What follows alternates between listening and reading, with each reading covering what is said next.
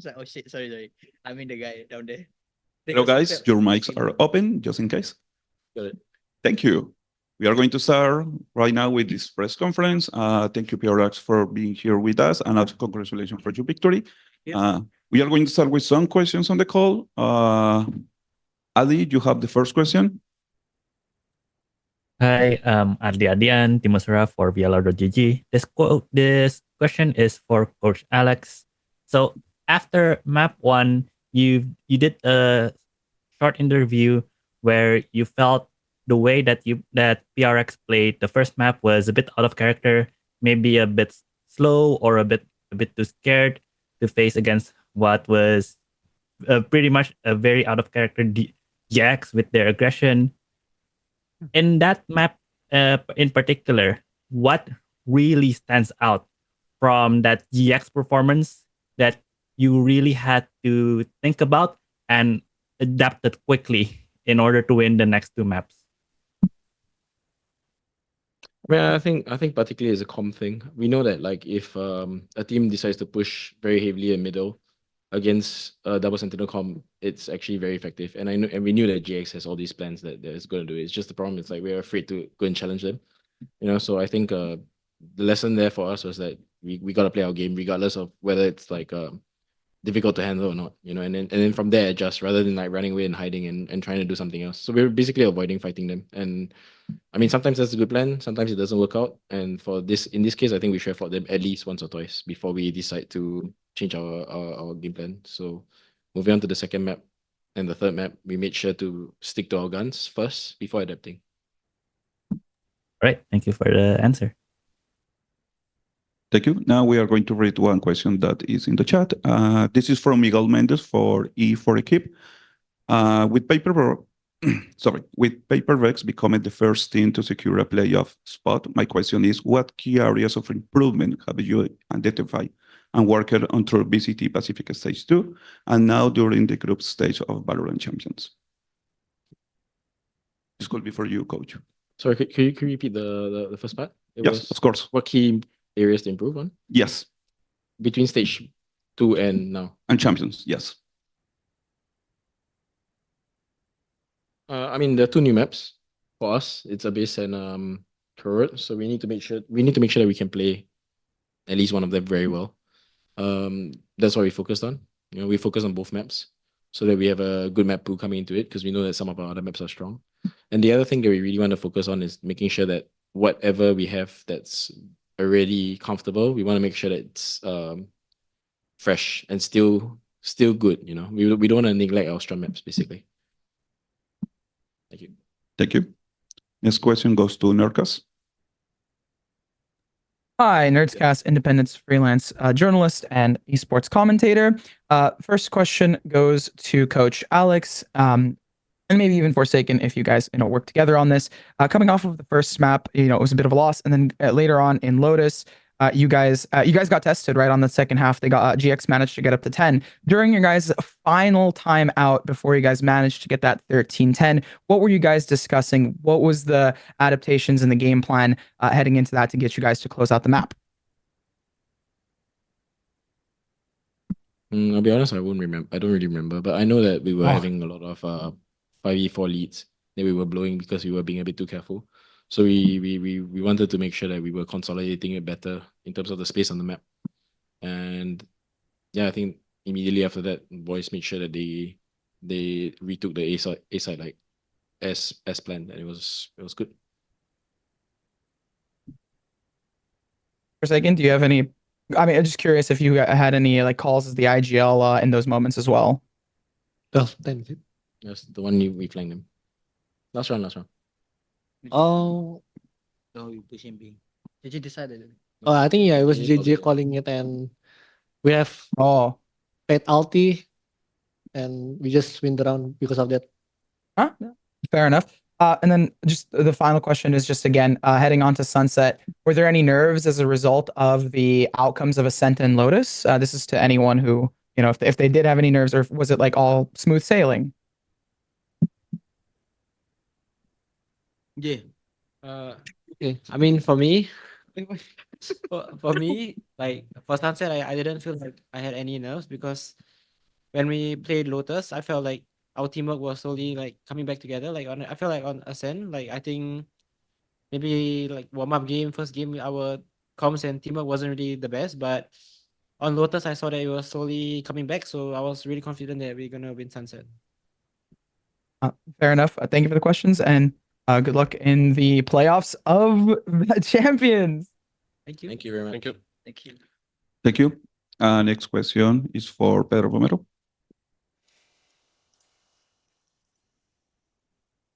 Hey guys, can you hear me? Yep. Yes. Perfect.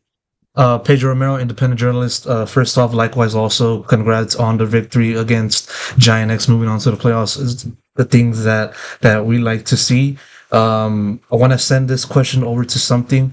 I'm curious as to how you view the matchup against Ada, because Ada, I remember this one play near the end of Sunset in which like there was like a 2v4 situation, 1v4, 1v3. I might be wrong on that, but he kind of pulled off that play and continued the map into the very end. But across the board, obviously he performed pretty well. So how did you view his performance, and how did that kind of contrast to how like you normally play and the like? I mean, to be fair about like Ara, he actually play well on Ascent and on Sunset. On Race, he play like decently also well. About the situation, I mean, there's nothing much to say when he pull off like 1v4 and then I jumped with the shorty on him. Meanwhile, like he slide on the left side and Leash also missed his off shot. It just like, I mean, shit happen, you know. And yeah, nothing much to say. You know. Well, he played well. Yeah, I think played well. we all think he played very well. Thank you. Next question goes to Ravish. Hey, what's up, guys? Congrats again on the win. It's Ravish over from Toronto. Real quick question. I want to ask this to Patman, especially. Yo, Big P, you've been here for a while, right? You've fully integrated. You're doing great. Everyone loves to see you, bro. I want to ask you real quick, man. Now that you've been here for a hot minute, who's the funniest member on the team? Who's make you hee and ha more than anyone else here? Should be the one to answer. But I think for me, everyone is funny person here, but it depends on like how they throw the jokes. But for me, for my mom, I'm gonna say Abang the boy. Wow, surprising question. Okay, cool. Respect. Devai, did you expect this? Yes. Sorry? I mean, it's kind of obvious, right? Makes sense. Awesome. Thanks, guys. GG's. Good stuff. Thank you. Thank you very much. Thank you. Thank you. Chitaku, you have the next question. Hello guys, I'm Chitaku from Universo Valorant on Latam, and my question is for Alex. Alex, today in Ascent we saw a curious composition. However, we saw that teams like Fnatic already used this composition in the Champions. This composition had already been done beforehand or was formulated during these Champions? Our composition? Yeah, the composition in Ascent. I mean, we had it for stage 2, but we managed to dodge as long as we could. We didn't really want to play Ascent stage 2. But from the start of stage 2. So I mean, we showed it in the finals of stage 2 as well. Okay, thank you so much and good luck in the playoffs. Thank you. Thank you. Now we are going to take some questions here in the room. Hey everyone, I'm Adrian from The Spike. I just wanted to ask a question. So we see you kind of giving it a lot more on stage compared to Toronto. You're standing up a lot more, you're hyping the team up, etc. When that person was Forsaken at Toronto, I was kind of just wondering, was that more of a conscious decision to do that, or did that happen naturally across stage 2? And maybe Alex can answer this as well. I mean, for me, the biggest thing I think is just like confidence. You know, like when we won Toronto, I feel more successful as a player and as a person, and then I wanna grow it more in a way. Like I want to be more better as a person, and then we start doing a lot of stuff outside of the game. We start working even more on the mental thing, I would say, and then yeah, it comes naturally, you know. Yeah, I mean, for me, I think it's an energy thing, you know. I think it's good to give like positive vibes to your teammates. You know, but your teammates just like, if your teammate is hyped up, it's a cycle, so to speak. You know, you just feel good. It's not something that we said that anyone has to do, but we did say that like you should be giving very good vibes as much as you can to your teammates, and that's what we do. I don't think we actually. I mean, sometimes we give it back to the players when we get taunted a little bit, and I think it's all in a bit of fun, you know. So pretty much that's it. Thank you. And just one quick other question to divide. Now that you're in playoffs, what team is the one that you want to face the most? Probably Fnatic. I think it's always fun to play them. So yeah. Awesome. Thank you. Thank you. Solera, you have the next question. Fun. That's very boring. Hello guys, so Lara, congrats for the win and qualifying for playoffs. The Thank you. question will be to Forsaken. Your team was being tested today, especially with Bok being tested in the coaching room as well. I would love to ask, do you prefer when you're having like, such a close match, when you're like feeling that you can like lose and you have to do your absolute best to qualify? Or do you prefer like more easy way? I mean, if honest answer, the second one. But if because we are PRX, the first one. Yes, it's kind of worrying that you're like not doing lower bracket run as usual. And my next question will be to Batman.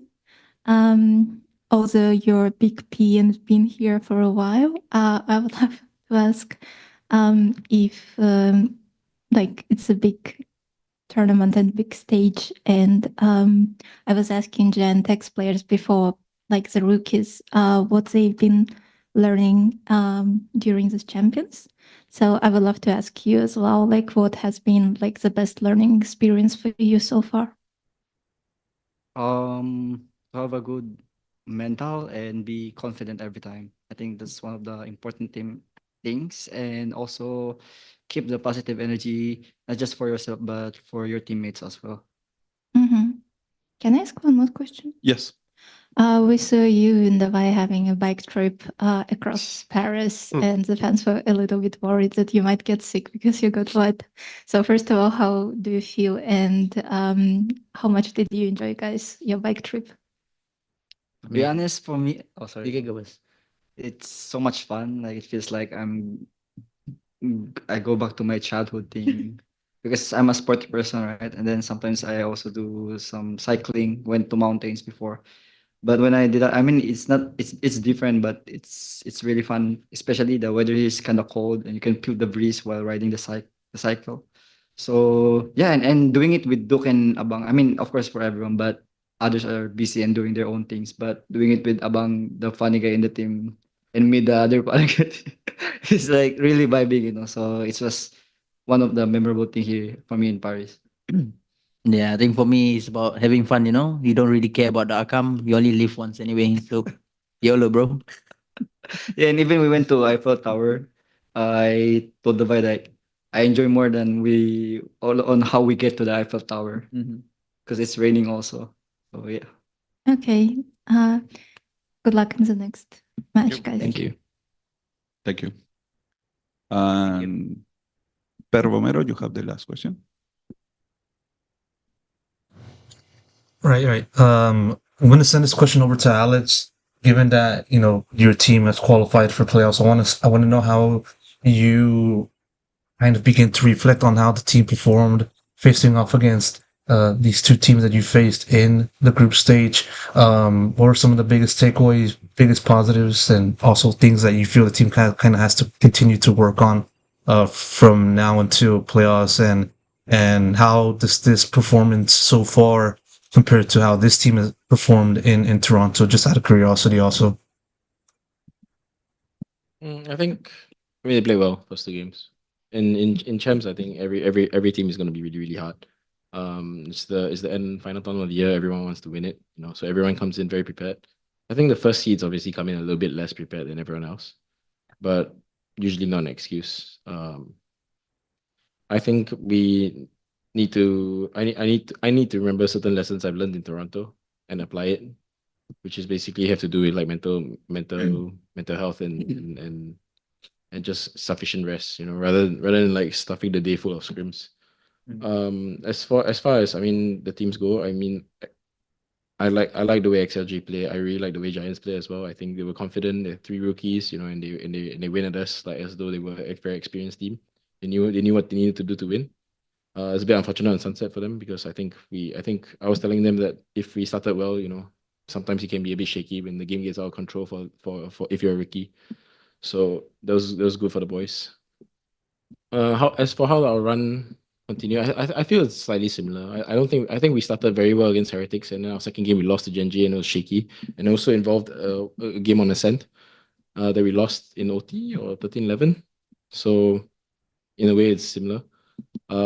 My goal is that we grow every match, and when we reach the end of the tournament, we will be hopefully standing and playing the finals. But if not, I mean, all in all, I hope that my boys just enjoy as much as they can because an event, every champion, that is an honor to be here, and a privilege. So we're gonna do our best. Thank you. With this question, we conclude this press conference. Thank Thank you, you. PRX, for being Thank you, here. guys. Thank you.